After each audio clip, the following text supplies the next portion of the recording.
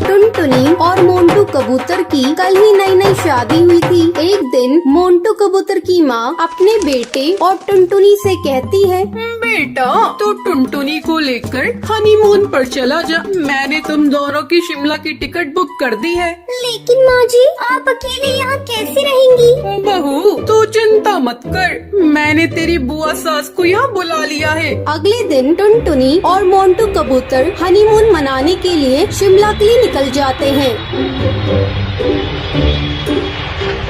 अरे साफजी, आगे हवाई मोटर लेकर मत जाइए। भारी बर्फबारिश की वजह से आगे लैंडस्लाइड हुआ है, सारे रास्ते बंद हैं। मोंटू चलो वापस चलते हैं और कहीं होटल में रुक जाते हैं। टुनटुनी और मोंटू वापस जाने लगते हैं, तभी एक तेज हवा का झोंका आता है और मोंटू का हवाई मोटर एक पेड़ से टकरा जाता है। इस हादसे में मोंटू की मौत हो जाती है और टुनटुनी घायल हो जाती है। जब टुनटुनी को होश आता है तब वो देखती है वो एक हॉस्पिटल में है।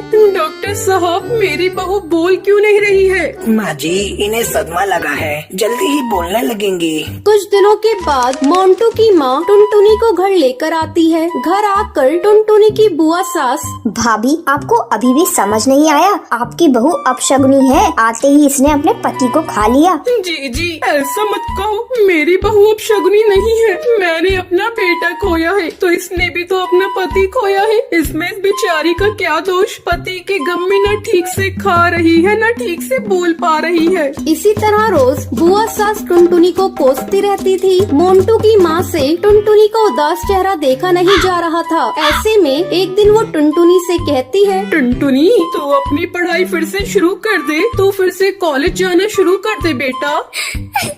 माँ जी, मुझसे पढ़ाई नहीं होगी, मुझे मोंटू की बहुत याद आती है। मैं उसके बिना कैसे जीऊंगी आप बताइए। मेरी बच्ची, होनी को कौन टाल सकता है? मैं तुम्हारे साथ हूँ, मैं कल ही तुम्हारा एडमिशन कॉलेज में करा दूंगी। भाभी तुम पागल हो गई हो क्या? विधवा बहू को कॉलेज भेज रही हो? अब तो इसे भगवान का भजन कीर्तन करना चाहिए, ना कि पढ़ाई।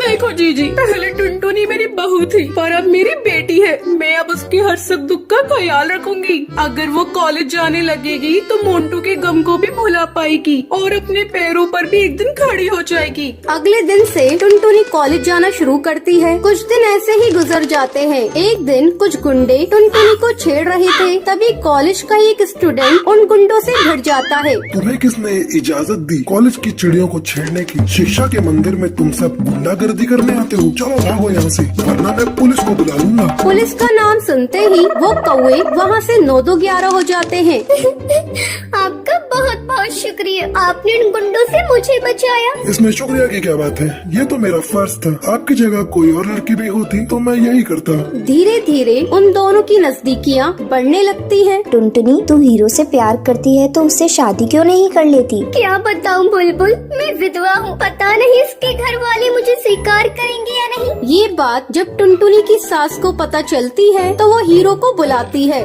बेटा, मेरी जिंदगी का कोई ठिकाना नहीं, तुम बुरा न मानो तो मेरी बहू से शादी कर लो। माँ जी, इसमें बुरा मानने वाली बात कैसी? मैं टुनटुनी से शादी करने को तैयार हूँ और मैं अपने परिवार वालों को भी मना लूंगा। और कुछ ही दिनों बाद टुनटुनी और हीरो की धूमधाम से शादी हो जाती है। तो ये थी आज की कहानी। क्या आपको पता है मोंटू और टुनटुनी हनीमून मनाने के लिए कहाँ जाते हैं? अगर आपको पता है तो आप हमें कमेंट करके जरूर बताएं। अगर आपको ये वीडियो पसंद आई हो तो इसे लाइक और ऐसी कहानियाँ देखने के लिए मेरे चैनल को सब्सक्राइब करना ना भूलें।